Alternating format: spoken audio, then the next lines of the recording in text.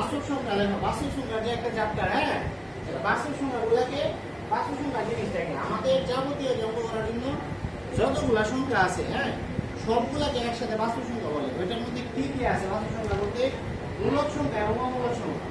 ধরো এখানে লিখলাম আমি 0, ওটা কিন্তু বাস্তব সংখ্যার একটা সংখ্যা, এবং ওইখানে আবার প্লাস মাইনাস 1 লিখলাম, এটাও কি বাস্তব সংখ্যা।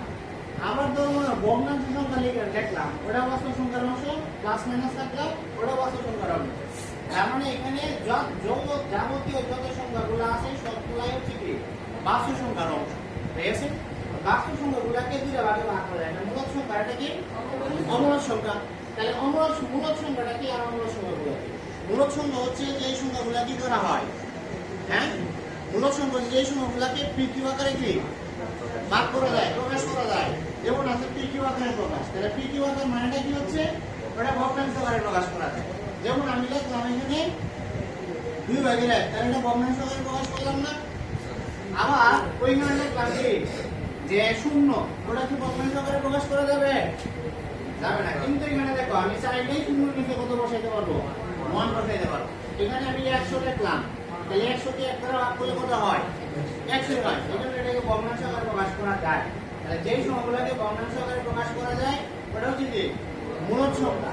আর অমূলক যে সংখ্যাগুলো আছে ওটাকে ভগ্নাংশ আকারে প্রকাশ করা যাবে না। এখন ওই অমূলক সংখ্যাগুলো অবশ্যই যে মানগুলো থাকবে, যেমন ধরো আছে এখানে রুটির মান যদি তুমি বাই করো তাহলে কত মান আসবে? এটা ক্যালকুলেটরে চাপবা, দেখবা সাইন্টিফিক ক্যালকুলেটরে একটা সংখ্যা আসবে, আর একটা ডিজিট থাকবে, অন্য ক্যালকুলেটরে অন্য একটা সংখ্যা আসবে, বুঝছো? তাহলে এটা আনলিমিটেড সংখ্যা হয়ে যাবে। যে সংখ্যাগুলো আনলিমিটেড হয়ে যায় সেগুলো কি অমূলক সংখ্যা, ঠিক আছে? আর মূলক সংখ্যা কোনগুলো? যে সংখ্যাগুলোকে ভগ্নাংশ আকারে প্রকাশ করা যায়। আর অমূলক সংখ্যা হচ্ছে যে সংখ্যাগুলোকে ভগ্নাংশ আকারে প্রকাশ করা যায় না, মানে পিকিউ আকারে প্রকাশ করা যায় না। এখন মূলক সংখ্যাটাকে আবার কি ভাগ করা হয়েছে? একটা পূর্ণ সংখ্যা, এটা ভগ্নাংশ সংখ্যা। তাহলে ভগ্নাংশকে আমরা বুঝি যে সংখ্যাগুলো কি থাকে, হর এবং লব থাকে। তাহলে হর এবং লব যদি থাকে তাহলে সেগুলো কি বলা হয় কি ভগ্নাংশ সংখ্যা। আর এটা হচ্ছে কি পূর্ণ সংখ্যা। ধরুন আমি এখানে লিখলাম কত 9, তাহলে এটা একটা পূর্ণ সংখ্যা, ঠিক আছে? আবার এখানে লিখলাম 2/1, তাহলে সেটা কি সংখ্যা হলো? ভগ্নাংশ সংখ্যা, যার হর আছে এবং লব আছে। তাহলে হরটা হচ্ছে কোনটা? অবশ্যই নিচেরটা হচ্ছে হর, উপরেরটা কি লব। এখন ভগ্নাংশ যে সংখ্যাগুলো আছে, হ্যাঁ ওইগুলাকে আবার দুই ভাগে ভাগ করা যায়, একটা সাধারণ ভগ্নাংশ, একটা দশমিক ভগ্নাংশ। ধরো আমি এখানে লিখলাম 1.1, তার মানে এটা কি হইলো? দশমিক ভগ্নাংশ হলো। এটাকে আমি যদি ভগ্নাংশে প্রকাশ করতে চাই তাহলে দশমিকের পরে এক ঘর, এজন্য কি এক থেকে একটা শূন্য দিব, আর এখানে কি দশমিকটা উঠাই ফেলবো, ঠিক আছে? এই যে ভগ্নাংশ হয়ে গেছে না? ভগ্নাংশ হলো না? তো ভগ্নাংশ সংখ্যাগুলোকে দুই ভাগে ভাগ করা যায়, একটা হচ্ছে সাধারণ, একটা কি দশমিক, ঠিক আছে? এখন এই দশমিক ভগ্নাংশ যেটা আছে ওটাকে আবার দুই ভাগে ভাগ করা যায়, একটা সসীম, একটা কি অসীম আবৃত। সসীম এবং অসীম আবৃত। তাহলে সসীম কোনটা? যে দশমিকের পরে, দশমিক এখানে লিখলাম, লেখার পরে 9.111, তাহলে এটা 3টা করে লিখলাম না? এটা কিন্তু গড়টা শেষ, বা 4টা লিখলাম, ঠিক আছে? অথবা আরো 5 লিখলাম, মানে এটা শেষ আছে যেটা ওটা হচ্ছে কি সসীম দশমিক, ঠিক আছে? দশমিকটা কি হবে? সসীম, যার সীমা আছে। আর অসীম দশমিকটা কি? অসীম দশমিকটাকে বুঝো, লিখলাম 4.22222, এভাবে দিয়ে ডটে রাখলাম, এটা আনলিমিটেড হয়ে গেল না? সেটা অসীম হয়ে গেল, ঠিক আছে?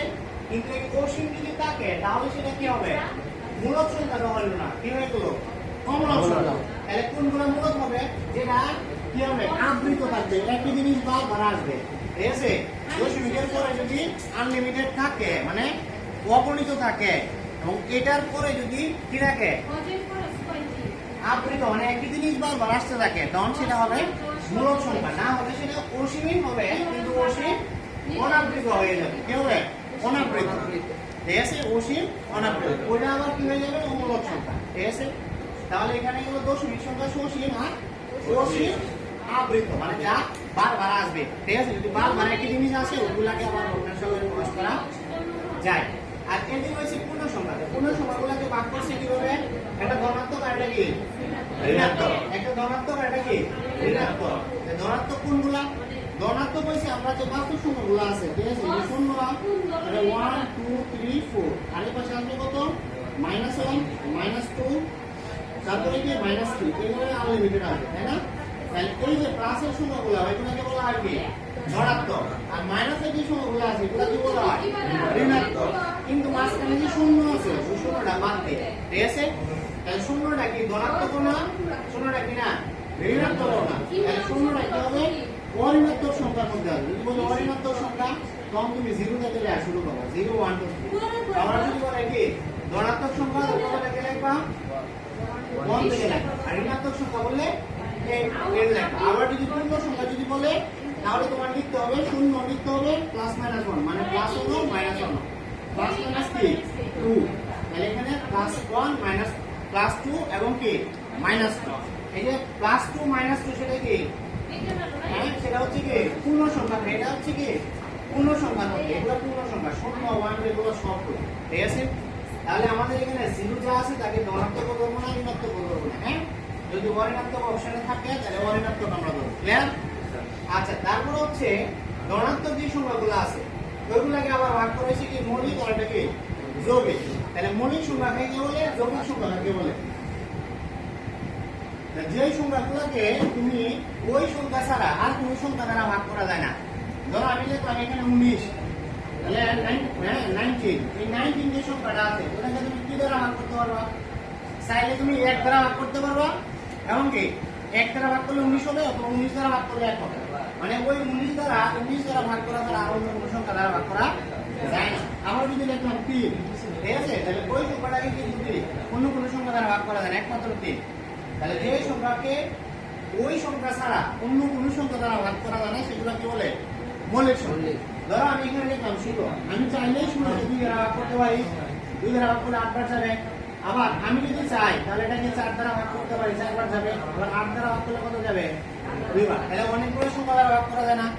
যেই সংখ্যাকে এভাবে একের বেশি সংখ্যা দ্বারা ভাগ করা যায় সেগুলোকে বলা হয় কি যৌগিক সংখ্যা, আর যেগুলো সংখ্যাকে ভাগ করা যায় না সেটা কি মৌলিক সংখ্যা। তাই এখন কত হলো 1, তো 1 যে সংখ্যাটা থাকে এটা কিন্তু 1 দ্বারা ভাগ করা যায়, অন্য কোনো সংখ্যা দ্বারা ভাগ করা যায় না, তাই যায় না। তাহলে সেটা মৌলিক না যৌগিক না, বুঝছেন? একমাত্র সংখ্যা যা মৌলিক হবে না যৌগিক হবে না, আর যেগুলোকে ভাগ করা যায় না সেগুলো হচ্ছে কি মৌলিক, যেগুলোকে ভাগ করা যায় সেটা কি যৌগিক, ঠিক আছে? তাহলে এখানে মনে হয় একটা অংশ বাদ রয়েছে ভগ্নাংশ। ভগ্নাংশটা সাধারণ ভগ্নাংশ, দশমিক ভগ্নাংশ। দশমিক ভগ্নাংশটা গ্যাপ ছিল, সাধারণ ভগ্নাংশটা বাকি আছে, তাই না? সাধারণ যে ভগ্নাংশ আছে ওটা ভগ্নাংশের বইতে খুব সুন্দর করে দেওয়া আছে। তাহলে প্রকৃত ভগ্নাংশ এটা কি মিশ্র ভগ্নাংশ। একটা কথা বলে রাখি, অপ্রকৃত ভগ্নাংশটা অনেক বইয়ের মধ্যে দেওয়া নাই, ওটা হচ্ছে কি মিশ্র ভগ্নাংশের সাথে অ্যাড করে দিচ্ছে। মিশ্র এবং অপ্রকৃত একই জিনিস, ঠিক আছে? তাহলে প্রকৃত ভগ্নাংশ কি, অপ্রকৃত ভগ্নাংশ কি, মিশ্র ভগ্নাংশ কি? ধরো এখানে প্রকৃত ভগ্নাংশ যেটা আছে, হ্যাঁ, ওটা হচ্ছে একটা প্রত্যেকটা ভগ্নাংশের হর আছে আর কি লব আছে। যে ভগ্নাংশের হরটা কি হয় বড় হয়, যে ভগ্নাংশের হর বড় হয় মানে নিচেরটা বড় হয় উপরেরটা ছোট হয়, মানে লব ছোট হয়, সেটা হচ্ছে প্রকৃত। যে ভগ্নাংশের লবটা বড় হরটা ছোট হয় সেটা হচ্ছে অপ্রকৃত। আর মিশ্র হচ্ছে যে ভগ্নাংশের সমস্ত থাকবে, দুই সমস্ত বিভাগের এক, এই যে সমস্ত থাকবে ওটা হচ্ছে কি মিশ্র, ক্লিয়ার হয়েছে? তাহলে প্রকৃত মানে হর বড়, অপ্রকৃত মানে লব বড়, লব বড় মানেই তো হর ছোট, তাই না? মিশ্র মানে হচ্ছে অবশ্যই এর সামনে কি থাকবে সমস্ত থাকবে, ঠিক আছে? যে এক সমস্ত বিভাগের এক, ক্লিয়ার? তাহলে এগুলোকে বলা হয় হ্যাঁ ভগ্নাংশ বলা হয়। এই তিনটাকে একসাথে সাধারণ ভগ্নাংশ বলা হয়, ক্লিয়ার হয়েছে? আচ্ছা, বাস্তব সংখ্যা নিয়ে যদি কারো কোনো ঝামেলা থাকে নেক্সট ক্লাসে আবার বলবো, হ্যাঁ? বলো ঠিক আছে? অমূলক সংখ্যাটা না, অমূলক সংখ্যাতে একটা পার্টে আছে, ওটাকে শুধু অমূলক সংখ্যা যেগুলোকে ভগ্নাংশ আকারে প্রকাশ করা, বিজোড় আকারে প্রকাশ করা যাবে না। এখন ওটার মধ্যে আবার কি থাকবে, যে সসীম আবৃত আছে না, যে সসীম আবৃত কিন্তু কি হয়ে গেছে মূলক সংখ্যা। তাহলে বাকি থাকে ওইখানে কি থাকে সসীম অনাবৃত সংখ্যা, যেগুলাকে মানে একই সংখ্যা বারবার আসবে না। ধরো এখানে লিখলাম 3.1 1 2 4 5 দিয়ে এরকম অনেকগুলো সংখ্যা ব্যবহার রাখছে, মানে আসতে থাকবে, বুঝছো? তাহলে ওইগুলাকে সংখ্যা, তাহলে একটা বাকি আছে, এটা হচ্ছে সসীম অনাবৃত সংখ্যা, ঠিক আছে? ধন্যবাদ।